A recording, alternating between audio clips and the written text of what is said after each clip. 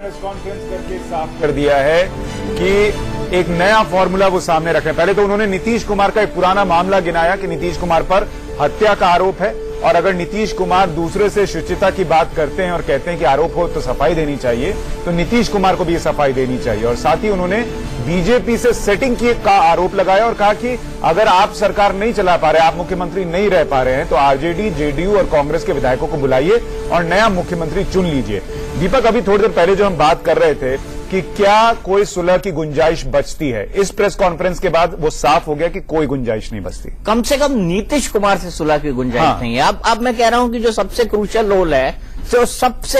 Role है, वो अब हो गया है राहुल गांधी का कि वो क्या स्टैंड लेते हैं। नीतीश ने एक साफ स्टैंड ले लिया, नीतीश की पार्टी भी वही स्टैंड लेंगी, लालू ने एक साफ स्टैंड ले लिया, तो नीतीश और लालू के बीच अब कॉम्प्रोमाइज नहीं हो सकता। लेकिन एक रूम खोल के रखा है, अगर उसके बाद फिर इलेक्शन होते हैं या नीतीश कुमार बीजेपी का सपोर्ट ले लेते हैं तो लालू क्या कहेंगे, आपने सुन लिया। ठीक है, लालू कहेंगे कि आपकी बीजेपी की सेटिंग आपने फॉलो की, सेटिंग हो गई थी, आपने रेजिग्नेशन दिया, पीएम ने ट्वीट लिखा, वो मध्यावधि चुनाव नहीं चाहते हैं, तो आपने बीजेपी की स्क्रिप्ट मान ली।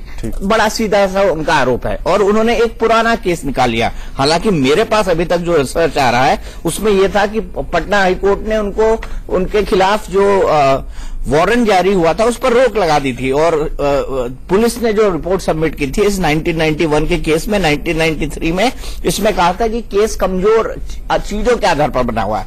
लेकिन ये फाइनल नहीं है, क्योंकि लालू का यह आरोप है कि नीतीश कुमार जो है वो बकायदा इस पर सफाई दे। नीतीश कुमार इस पर सफाई भी दे सकते हैं कि भाई ये एक राजनीतिक साजिश का केस था, ये भी कह सकते हैं कि 1993 में मुझे बरी कर दिया गया, फिर लोग कोर्ट चले गए, कुछ भी वो सफाई दे सकते हैं, गुंजाइश उनके पास है। लेकिन नीतीश और लालू में सुलह हो जाए ये गुंजाइश नहीं है। और अगर कांग्रेस नीतीश की बात मानती है तो वो बीजेपी के साथ मिली हुई, उसने बड़ा केयरफुली कह दिया कि बीजेपी में चली जाएगी क्या कांग्रेस, तो उन्होंने अपने पत्ते खोल दिए हैं। तो लालू पहले से होमवर्क करके बैठे थे, लालू भी बड़े महीन पॉलिटिशियन है, लालू ने अब बॉल वापस नीतीश के खेमे में फेंक दी है कि आप मुख्यमंत्री नहीं बने। लालू ने यह भी बड़ा साफ कर दिया है कि ना तेजस्वी रहेगा ना नीतीश रहेगा। संसदीय बोर्ड की बैठक चल रही है। The parties central parliamentary board meeting is continuing and on the issue of Bihar the parliamentary board is of the opinion, which I am going to read now, the BJP does not favor mid-term election in Bihar. The BJP welcomes the battle against corruption in Bihar. The BJP is committed to the politics of development and stability. A 3-member committee of the state BJP will report its view to the central party. Bharatiya Janata party इसके पक्ष में नहीं है कि mid term पोल हो बिहार में। बिहार में स्थिरता आनी चाहिए और स्थिरता के साथ विकास के लिए हम कटिबद्ध हैं। और एक 3 मेंबरीय समिति बनाई गई है जो केंद्र को अपनी रिपोर्ट देगी और तत्पश्चात पार्टी उस पर विचार करेगी। धन्यवाद।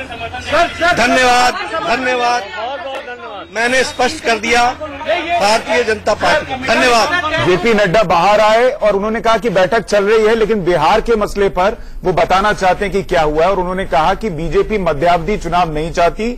3 नेताओं की एक कमेटी जो है वो राज्य में जो विधायक हैं, नेता हैं, उनसे बात करेगी और फिर केंद्र में जो नेतृत्व है उसको बताएगी और फिर निर्णय होगा। लेकिन दीपक, इसके बाद तो बहुत साफ है, अगर आप मध्यावधि चुनाव नहीं चाहते तो सीधे सीधे आप ये कह रहे हैं कि आप जो है बिहार के लिए नीतीश कुमार के साथ खड़े दिखेंगे और तो कोई विकल्प नहीं। अंततः यही है, प्रधानमंत्री ने एक तरह से उनको आमंत्रण नहीं दिया है ये कह के। अब आप बताइए कि उनका इस्तीफा होता है, प्रधानमंत्री का ट्वीट आ जाता है कि भ्रष्टाचार के मुद्दे पर आप हमारे साथ आए, आपका बहुत बहुत शुक्रिया। तो लालू भी जो कह रहे हैं उस बात में भी दम है कि क्या नीतीश कुमार बीजेपी की लिखी हुई स्क्रिप्ट पढ़ रहे हैं।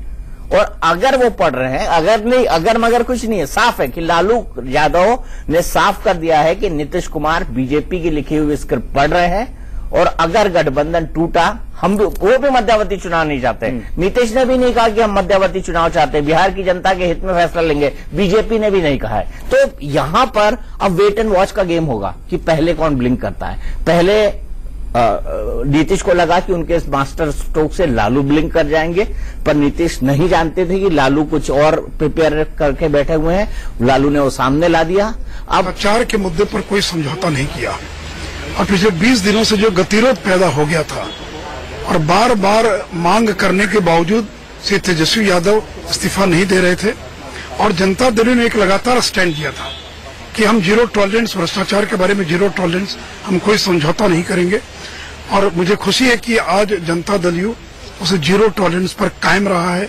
भ्रष्टाचार के मुद्दे पर लालू के सामने झुकने से इनकार कर दिया है। इसलिए नीतीश कुमार के इस निर्णय का हम स्वागत करते हैं, उनका अभिनंदन करते हैं। आपने जो मिशन चलाया था भ्रष्टाचार को लेकर के, लालू यादव के सारे खुलासे आपने किए, उसका नतीजा आज सामने देखने को मिला क्या? देखिए, नतीजा क्या, जिन लोगों ने पाप किया, जो बोए पेड़ बबूल का तो आम कहां से होए। जिसे ठीक है नीतीश कुमार ने कि कफन में जेब नहीं होती है, लेकिन जिन लोगों को एक गलतफहमी थी कि कफन में भी जेब होती है, उन्हीं लोगों ने चारा घोटाले से भी कोई सबक नहीं लिया और पैसा बटोरते रहे, बेनामी संपत्ति इकट्ठा करते रहे और आज 1000 करोड़ से ज्यादा के मालिक बन बैठे। लालू जी ने अपनी जिंदगी तो बर्बाद कर ही लिया, अपने बेटे बेटियों की भी जिंदगी उन्होंने बर्बाद कर लिया।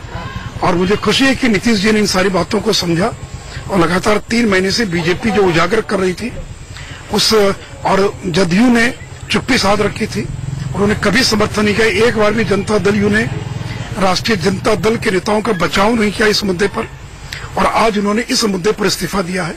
हम स्वागत करते हैं और बीजेपी की ओर से 3 लोगों की कमेटी गठित की गई है, डॉक्टर प्रेम कुमार, श्री नित्यानंद राय और मैं, और ये 3 लोगों की समिति पार्टी के सेंट्रल पार्लियामेंट्री बोर्ड और केंद्रीय नेतृत्व के संपर्क में रहेगी और आगे बिहार की राजनीतिक परिस्थिति के बारे में जो दिशा निर्देश मिलेगा उसके अनुसार काम करेंगे। लेकिन हम मध्यावधि चुनाव के पक्ष में नहीं है। हम चाहते हैं कि जो विधायक 5 साल के लिए चुन कर आए हैं वो अपने 5 साल का कार्यकाल पूरा करें और इसलिए आगे जो स्थिति बनेगी वो केंद्रीय नेतृत्व के निर्देश के अनुसार हम काम करेंगे।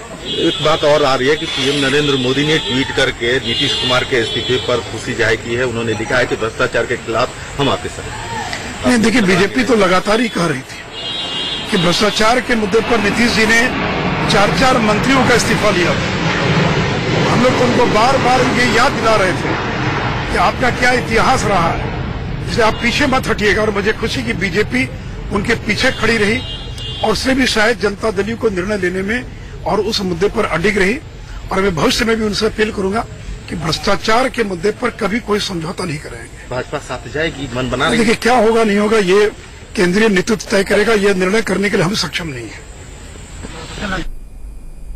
तो सुशील मोदी को आप सुन रहे थे, वो यही कह रहे कि केंद्रीय नेतृत्व निर्णय करेगा और उन्होंने नीतीश कुमार की तारीफ भी की है कि कैसे उन्होंने भ्रष्टाचार के खिलाफ लड़ाई को मजबूत किया है। हमारे तमाम सहयोगी भी हमारे साथ बने हुए हैं। प्रकाश, मैं आपसे थोड़ा ये समझना चाहता हूं कि मैं खुद भी बिहार से आता हूं और बीते कुछ दिनों में लगातार, अच्छा, स्क्रीन पर हम लगातार जो विकल्प हैं वो भी दर्शकों के लिए बता रहे हैं कि क्या समीकरण बन सकता है। एनडीए और जेडीयू को अगर आप मिला दीजिए तो 129 का आंकड़ा हो जाता है, जो कि 122 बहुमत के आंकड़े से 7 ज्यादा है। फिलहाल ये स्थिति हो सकती है, बीजेपी जिस तरीके के संकेत दे रही है। दूसरा विकल्प यह है कि एनडीए, कांग्रेस के सभी साथियों को भारी दुख हुआ। आदरणीय नीतीश कुमार जी का कांग्रेस अध्यक्षा, कांग्रेस उपाध्यक्ष और कांग्रेस के सब लोग एक नेता के तौर पर बहुत आदर और सम्मान करते हैं। बिहार में कांग्रेस और कांग्रेस के साथ साथ जेडीयू और आरजेडी के महागठबंधन को 5 वर्ष के लिए जनता ने जनादेश दिया था और ये जनादेश भारतीय जनता पार्टी और प्रधानमंत्री मोदी जी की बिहार के अस्मत का मूल्य लगाने के विरुद्ध भी था। हम भारतीय राष्ट्रीय कांग्रेस की ओर से, जो महागठबंधन का एक अहम हिस्सा है, ये प्रयास करते रहेंगे कि गठबंधन का और बिहार के जनादेश का संपूर्ण सम्मान हो। वो सारी नीतियां, सिद्धांत और नेता जिनके हक में बिहार की जनता ने 5 वर्ष के लिए जनादेश दिया था, उस पर हम खरे उतरें और कहीं कुछ वाद विवाद है तो उसे मिल बैठकर वार्तालाप से निपटा लिया जाए। I'll say it very briefly in English. We are deeply disappointed by the news of resignation of Bihar Chief Minister Shri Nitish Kumar. तो कांग्रेस को अगर आप सुनिए तो ऐसा लगता है कि उन्हें अभी भी उम्मीद है कि बातचीत से विकल्प जो है वो तैयार हो जाएगा या रास्ता जो है वो निकल जाएगा, जिसकी उम्मीद थोड़ी कम दिखती है। देखिए, कांग्रेस के सामने बहुत बड़ी मजबूरी है, डायलेमा है, क्योंकि नीतीश ने एक स्टैंड ले लिया है और एक बात आई है कि कांग्रेस बातचीत करना चाहती है, कांग्रेस मीडिएशन करना चाहती है। नीति और नेता, क्या बोला है उन्होंने? दो शब्द बोले रणदीप सुरजेवाला ने कि नीति के साथ और नेता के साथ जो डिसीजन हुआ है, यानी नीतीश कुमार को ही वो नेता रखेंगे। अभी तक वो इस बात को लेकर बार्गेन करेंगे और नीतीश कुमार को नेता रखेंगे। इसका मतलब है कि लालू बिटकेंगे और वो कहेंगे कि कांग्रेस भी बीजेपी की लिखी हुई स्क्रिप्ट पढ़ने लगी। तो बीजेपी, कांग्रेस के सामने सबसे बड़ा डायलेमा है। सबसे ज्यादा खुश इस वक्त बीजेपी है और कांग्रेस के पास सबसे बड़ा डायलेमा है कि वो क्या करे, क्योंकि अगर नीतीश की बात नहीं सुनती है तो करप्शन का जीरो टॉलरेंस और राहुल का ऑर्डिनेंस फाड़ना सब नाटक हो जाएगा। और अगर वो लालू की बात सुन के नीतीश कुमार को मुख्यमंत्री पद से हटा देती है तो फिर उनकी दूसरे तरह से होगी कि वो सेक्युलर ताकतों को एक साथ नहीं रख पाए या कोई तीसरे नाम पर क्या विचार करेंगे। तो मुझे लगता है कि अब बहुत दिलचस्प होगा ये देखना, क्योंकि हर आदमी ने अपनी चाल पहले सोच के रखी है। नीतीश ने सोच के रखी थी, लालू ने सोच के रखी थी और नीतीश ये नहीं प्रेडिक्ट कर पाए कि लालू ये करेंगे। लालू ने उनसे बातचीत में कभी नहीं कहा होगा कि मैं इस्तीफा देने जा रहा हूं। नीतीश ने कहा कि ये मेरा तुरुप का इक्का है। तो लालू ने एक और चीज निकाल दी, लालू ने एक केस निकाल दिया उनके ऊपर 302 का, जो हत्या का मुकदमा है। और जो सीताराम सिंह जो है, Sitaram Singh was killed in 1991 Lok Sabha election. Sitaram ने 1991 के लोकसभा इलेक्शन में मारे गए थे और उनके भाई राजा राम सिंह ने एक FIR लॉन्च की थी, जिसके में नीतीश कुमार और 4 और लोग थे पंडारक पुलिस स्टेशन में। और नवंबर 16 इन 1991 की मेरे भाई की हत्या नीतीश कुमार और अन्य 4 लोगों ने मिलकर कराई है।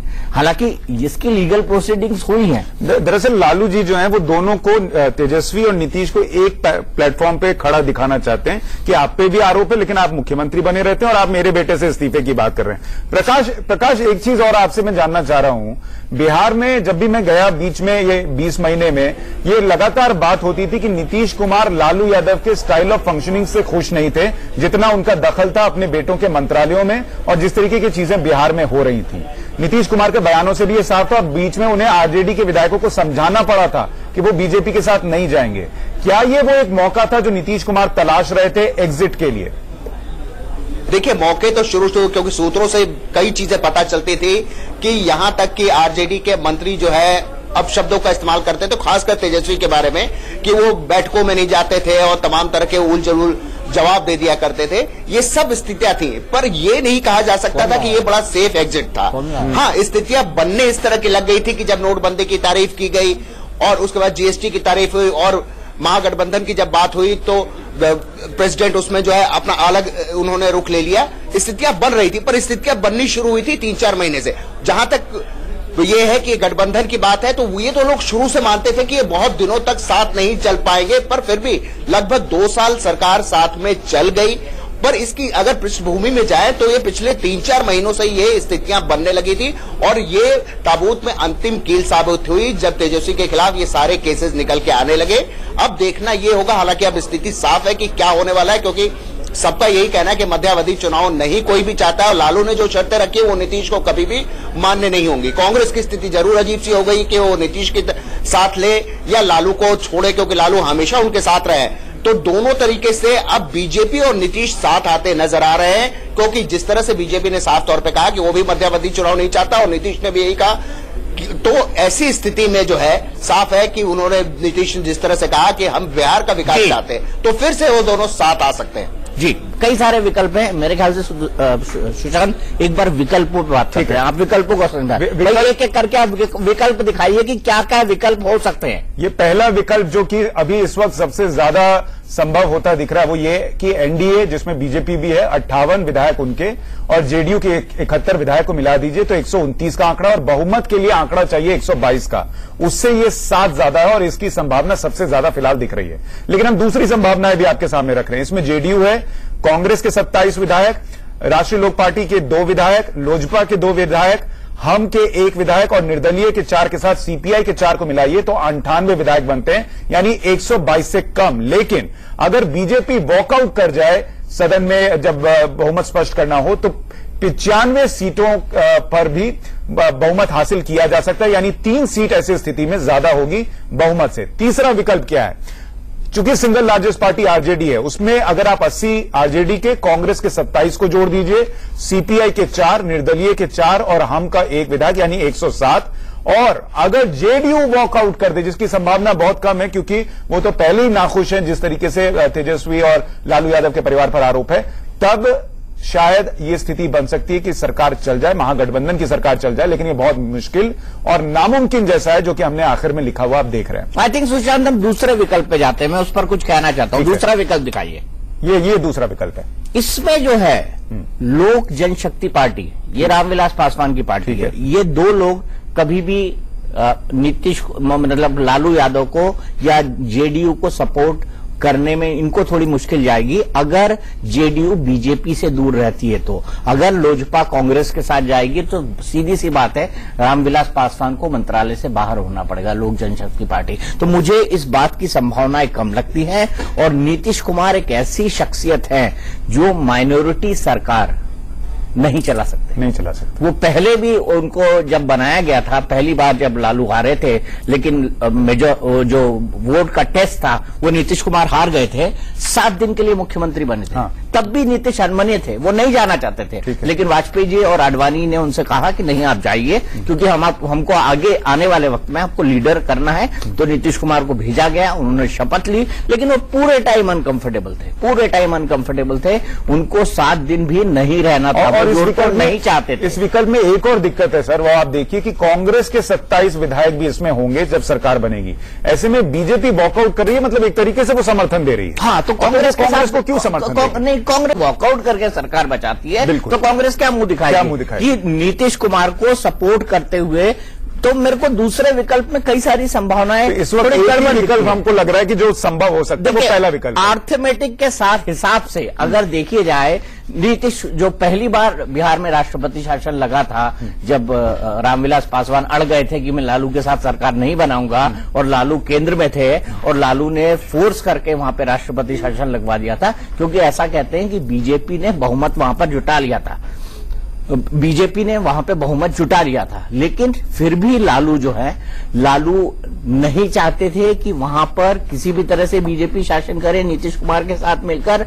नीतीश कुमार और बीजेपी का अलायंस था, लालू यादव ने उसको रातों रात विधानसभा को डिसॉल्व करवा दिया, और जो स्टेटस था उसके बाद नीतीश कुमार जो है वो भी नहीं चाहते थे। नीतीश कुमार ने बहुमत का दावा तो पेश कर दिया था, लेकिन वो भी नहीं चाहते थे कि वो इस अलायंस की सरकार को चलाएं। मुझे एक चीज और समझाइए कि नीतीश कुमार जब बीजेपी के साथ बिहार में गठबंधन से अलग हुए तो बहुत बातें उन्होंने कही। उन्होंने कहा बीजेपी वो पार्टी नहीं है जो अटल बिहारी वाजपेयी और आडवाणी साहब के वक्त की पार्टी होती थी।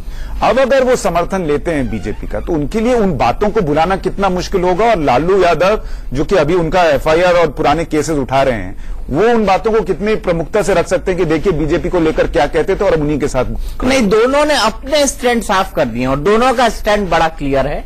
लालू यादव अगर रहेंगे गठबंधन के अंदर तो नीतीश कुमार नेता नहीं रहेंगे, नीतीश कुमार नेता नहीं रहेंगे तो जनता दल यूनाइटेड नहीं रहेगा। तो अब पसोपेश में कांग्रेस होगा, क्योंकि कांग्रेस ये चाहती है महागठबंधन चले। अगर ये महागठबंधन टूटता है तो फिर 2019 की संभावनाएं पूरी तरह खत्म। बिल्कुल, और इस इस्तीफे को आपको इस लिहाज से भी समझना होगा कि सिर्फ आगे की सरकार बिहार में कैसे चलेगी ये स्थिति नहीं है। 2019 में क्या होगा, बिहार में लोकसभा की 40 सीटें हैं और उसमें से 32 सीटें 2014 के चुनाव में बीजेपी ने तब जीती थी जब जेडीयू उनके साथ थी। तो 2019 के चुनाव में क्या होगा, 2020 के बिहार चुनाव में क्या होगा। और लालू यादव की राजनीति रिवाइव तब हुई थी जब नीतीश कुमार उनके साथ खड़े हुए थे। ये एक ऐसा प्रयोग था बिहार में जिसमें बीजेपी को बिल्कुल अलग थलग कर दिया था इस महागठबंधन ने। तो क्या लालू यादव और उनकी पार्टी का करियर भी खत्म हो जाएगा अगर नीतीश और बीजेपी साथ आ गए? ये भी इस इस्तीफे में समझना होगा, जिसके लिए मैं दीपक के पास जाऊंगा। लेकिन पहले रजत के पास चलते हैं।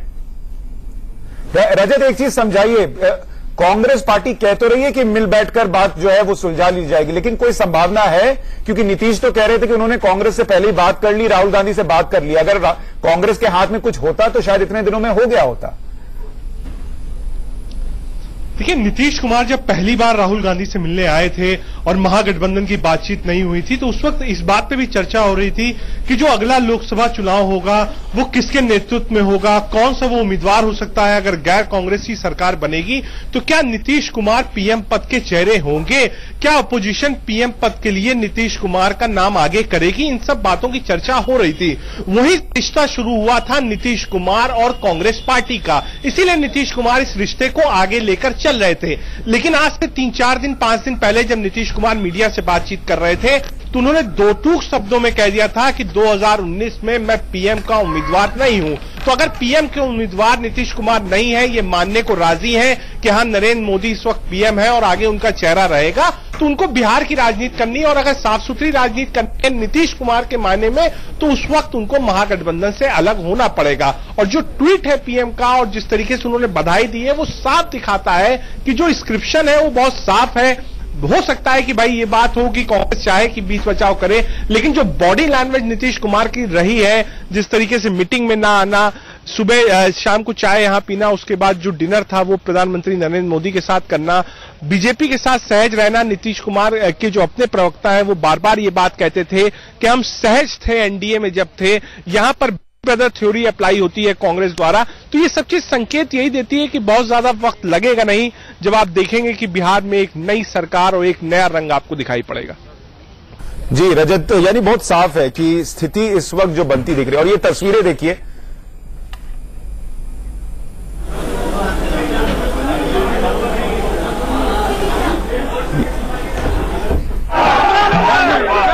ये लालू यादव के घर के बाहर से तस्वीरें आ रही हैं।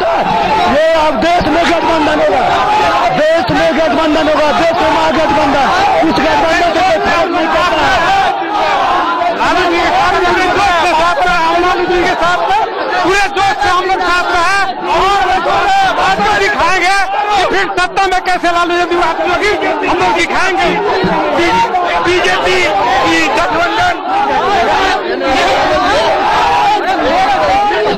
ये देश के साथ कोई मुर्दाबाद नहीं, कोई नहीं। हम नीतीश कुमार को मुर्दाबाद नहीं बोलेंगे। हमारे गठबंधन का नेता थे और आज के डेट में वो गठबंधन तोड़ दिए। हमारे बड़े साहब माननीय लालू प्रसाद यादव जी उनसे बात करेंगे और हमारे सबसे बड़े पार्टी के रूप में हम लोग बिहार में हैं। हम लोग को यहाँ पे राज्यपाल हम लोग को बहुमत जीत करने का समय देगा और हम लोग बहुमत जाएंगे। हम सीधे तौर पर नीतीश कुमार को चेतावनी देंगे, अगर आप अकेले दम पर अगर लड़ेगी तब लोग लड़े। बीजेपी भगाओ का हम लोग का रैली सफल होगा और यहाँ से बीजेपी को बिहार से और भारत से सफाया कराएंगे। ये लालू यादव और तेजस्वी यादव और वहां की जनता का, बिहार की जनता का ये बात है और हम लोग दम पे लड़ेंगे। बिहार में लालू यादव। तो ये तस्वीरें आ रही थी लालू यादव के घर के बाहर से। आरजेडी समर्थक हैं, उनकी नजर में नीतीश कुमार विलन है जिन्होंने महागठबंधन को तोड़ दिया। नीतीश कुमार ने जो बात कही है उसकी तस्वीरें आप देख रहे हैं और उन्होंने इस्तीफा दे दिया बिहार के मुख्यमंत्री पद से। और उन्होंने जिस तरीके की बातें कही, ऐसा लगता है कि बिहार की राजनीति में जो करप्शन के आरोप लग रहे थे लालू यादव और उनके परिवार पर, उससे बहुत दिन से वो खुश नहीं थे। वो चाहते थे कि सफाई दी जाए, वो स्थिति नहीं बनी। और राजद की भी एक बैठक चल रही है, उसकी तस्वीरें हम आपको दिखा रहे थे बाईं तरफ स्क्रीन पर। हमारे साथ कुछ और लोग जुड़ गए हैं। हमारे मैनेजिंग एडिटर राणा यशवंत हमारे साथ जुड़ गए हैं और हमारे साथ राज बिहारी साहब भी जुड़ गए हैं। सर, बहुत स्वागत है आपका। अमल करने का उन्होंने अपना विचार व्यक्त किया है। बहुत बड़ा निर्णय है। तो अलग अलग प्रतिक्रियाएं आ रही हैं, वो हम आपको सुनवाते रहेंगे। लेकिन राणा जी पहले ये बताइए कि ये जो पूरी तस्वीर इस वक्त बन रही है, आपको कोई स्थिति दिखती है कि बीजेपी और जेडीयू मिलकर सरकार बना ले, उसके अलावा कोई तस्वीर बनती दिखती है क्या? इसके अलावा कोई दूसरी तस्वीर दिखती नहीं है। अगर आप ये कह लें कि कांग्रेस और आरजेडी मिलकर के सरकार बनाए, संभव नहीं है। जेडीयू और कांग्रेस के साथ सरकार चले, वो अल्पमत की सरकार होगी, वो बीजेपी के समर्थन चल सकते हैं। बीजेपी वॉकआउट कर जाए और उसका बहुमत साबित कर दें दोनों दल मिलकर के, और इसके लिए भी जरूरी होगा, मुझे लगता है कि 95 का आंकड़ा जरूरी होगा। और 95 का आंकड़ा पहुंचने के लिए जो नीतीश कुमार की नीतियों के आसपास के दल हैं, हम, एलजेपी, यह दल अगर साथ आ जाते हैं, उसके बाद जो विधायकों की संख्या होती है सदन में वो रहे और बीजेपी ना रहे और बहुमत साबित कर लिया जाए, तो इस तरीके से एक अल्पमत की सरकार वहां चल सकती है। लेकिन यह नीतीश कुमार मंजूर नहीं करेंगे। यह चर्चा बार बार होती है। नीतीश कुमार अपनी नीतियों और उसूलों पर चलने वाले नेता के तौर पर जाने जाते हैं। वो चाहते हैं कि उनकी इमेज ऐसी ही हो। सरकार अगर आज उन्होंने कुर्बान की है तो इसी आधार पर की है कि मेरी इमेज को बट्टा नहीं लगे, उसको कोई दाग नहीं लगे। इसलिए जो तीसरी संभावना है कि जेडीयू और बीजेपी सरकार बनाए, लेकिन राज्यपाल के ऊपर होता है। जो संवैधानिक नियम है, सबसे बड़ा दल आरजेडी है, वहां उसको सबसे पहले बुलाना चाहिए उनको, या बुलाएंगे। हो सकता है कि विवेक के तहत राज्यपाल राष्ट्रपति के पास बहुत सारा अधिकार है, वो ये कहें कि लालू प्रसाद जी आप सबसे बड़ा दल हैं, पहले काम कीजिए, आप सदन में जाने से पहले, बहुमत साबित करने से पहले आप हमें एक लिस्ट दे दीजिए उन विधायकों की जो आपका समर्थन कर रहे हैं। अगर वो बहुमत के पास है या बहुमत के पार है तो हम आपको बहुमत साबित करने के सदन में भेज सकते हैं। अगर ऐसा नहीं कर पाते हैं तो फिर वो नीतीश कुमार को बुलाएंगे, और नीतीश कुमार को फिर यही शायद वो कहें कि पहले आप सदन में जाएं, बहुमत साबित करें, उससे पहले शक्ति परीक्षण से पहले आप मुझे अपनी लिस्ट दे दें विधायकों की, समर्थकों की, और फिर उसके बाद शक्ति परीक्षण के जाएं। जो मौजूदा स्थिति है उसमें जो सही विकल्प बिहार में उभर रहा है वह विकल्प यही है कि बीजेपी और जेडीयू की सरकार बने। और नीतीश कुमार ने अपनी पूरी बातचीत में 2-3 दफा जो जिक्र किया है कि मैंने नोटबंदी का समर्थन किया और नोटबंदी के समर्थन के बाद मुझे घेरा गया, लेकिन उसी दौरान मैंने यह भी कहा कि जो बेनामी संपत्ति है उसके खिलाफ भी सख्त कानून बनना चाहिए। बेनामी संपत्ति का मामला जब वो उठा रहे थे या जो जिक्र कर रहे थे, तो लालू प्रसाद उनके परिवार के जरिए जो बेनामी संपत्ति इकट्ठा की जा रही थी, कहीं न कहीं उनका इशारा इसी तरह था, क्योंकि बिहार की जमीन से बोल रहे थे। उसके बाद उन्होंने कहा कि राष्ट्रपति के मामले पर हमने समर्थन दिया कि हमारे राज्यपाल है, उनको राष्ट्रपति बनना चाहिए, बीजेपी के भले ही उम्मीदवार हैं, उस पर भी मुझे घेरा गया। तो कहीं न कहीं बीजेपी के पास जाकर के उन्होंने अपनी पूरी बातचीत में खड़ा होने की कोशिश की है, और बीजेपी नेताओं की तरफ से जो बयान आए हैं वो कहीं न कहीं बताते हैं कि नीतीश कुमार साफ सुथरे छवि के नेता हैं, और उनके साथ आगे जब विकल्प के तौर पर वो हमें अख्तियार करते हैं, अपनाते हैं, तो हमें उनके साथ जाने में कोई दिक्कत नहीं होगी। इस बात का इशारा बीजेपी दे रही है। बिल्कुल। और एक बात आप याद रखिए, अगर आप इस वक्त हमारे साथ जुड़े हैं कि नीतीश कुमार ने इस्तीफा दिया, और उस वक्त ये जब उनसे सवाल पूछा गया क्या वो बीजेपी के साथ मिलकर सरकार बनाएंगे, तो उन्होंने मना नहीं किया, इनकार नहीं किया। उन्होंने कहा कि आगे क्या होगा ये वक्त तय कर देगा, और क्या होगा वो आप देखिए, यानी विकल्प उन्होंने भी खुले रखे हैं। राज बिहारी जी, मुझे ये बताइए, लालू यादव बहुत सीजन पॉलिटिशियन है, लेकिन क्या इस बार उनसे एक रणनीतिक चूक हो गई है अपने बेटों का इस्तीफा न लेकर? क्योंकि अगर ये इस्तीफा हुआ और बीजेपी और जेडीयू फिर साथ आए, क्या इसका मतलब यह है कि बिहार में आरजेडी का जो रिवाइवल हुआ था जेडीयू के साथ जाकर, इस महागठबंधन को बनाकर, वो 2019 और 2020 के लिए एक तरीके से खतरे में पड़ जाएगा? नहीं, बिल्कुल सही बात है आपकी, क्योंकि लालू यादव की जो जिद है कि ना इस्तीफा देंगे और ना हम कोई स्पष्टीकरण देंगे। अगर इस्तीफा भी नहीं देना तो कम से कम आप एक स्पष्टीकरण दे के कि हम भाई हम सफाई दे रहे हैं, जो भी आरोप लगे हैं वो राजनीति से प्रेरित है, जैसे भी हैं, या इनमें तेजस्वी का या उनके परिवार का जो संपत्ति बनाने का आरोप लगा है वो सही नहीं है, और जो जांच एजेंसी जांच कर रही है, जब तक का जांच नतीजा नहीं आता है हम सरकार में रहते हैं, लेकिन कुछ ना कुछ सफाई तो उनको देनी चाहिए थी। दूसरा है कि कांग्रेस की जो कोशिश थी कि आरजेडी और जेडीयू का आपस में गठबंधन बना रहे, वो भी लगभग असफल साबित हो रहा है। सबसे बड़ी बात है कि बीजेपी ने, चूंकि बीजेपी ने इसकी पटकथा पहले ही लिख दी थी, आपको ध्यान होगा 1 महीना पहले जब ये आरोप प्रत्यारोप शुरू हुए थे, तो बिहार बीजेपी के अध्यक्ष नित्यानंद राय ने साफ साफ कहा था कि आप या तो तेजस्वी यादव को सरकार से बाहर करें, अगर आप तेजस्वी को सरकार से बाहर करते हैं तो बीजेपी आपको बिना शर्त समर्थन देने को तैयार है। ये पहले से तैयार था।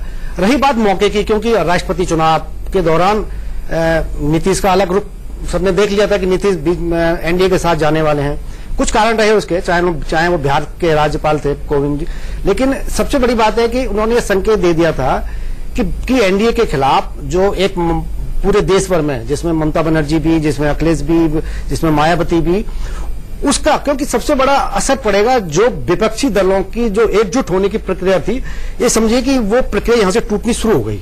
अभी एक दल टूटा है, कल हो सकता है दूसरा दल टूटे।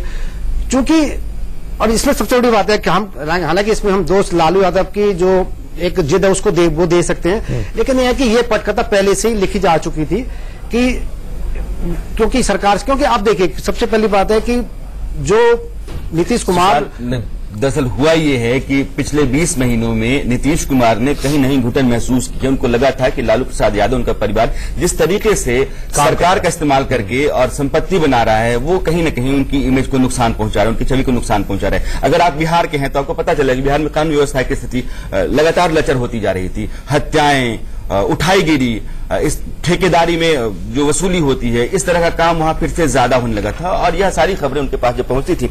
इसलिए आप देखेंगे कि जब विभागों का बंटवारा हो रहा था तो उन्होंने कहा गृह मंत्रालय हम किसी को नहीं देंगे, गृह मंत्रालय तो हमारे पास ही रहेगा, क्योंकि पता था गृह मंत्रालय अगर आरजेडी के पास चला गया तो बिहार के भीतर स्थितियां अनुकूल नहीं रहेंगी और शायद नियंत्रण से बाहर हो जाएं और फिर सबसे ज्यादा नुकसान किसी को होगा तो उनको होगा। अपनी इमेज को लेकर बहुत ही कॉन्शियस रहते हैं, बहुत सतर्क रहते हैं और 20 महीनों में उनको लगा कि अरे यार ये घुटन ज्यादा है। जब इस तरह के मुकदमे लगातार होने लगे, पूरा परिवार लालू प्रसाद यादव गिरने लगा, तो नीतीश कुमार को लगा कि ये बेहतर मौका है जब वो अपना पत्ता ठीक से खेल सकते हैं। इसलिए कहा कि बेहतर है कि आप लोगों के बीच आइए, लोगों के बीच आकर के जो आरोप लगे हैं उसको सफाई दीजिए और फिर सरकार चलाते हैं, कोई दिक्कत नहीं है।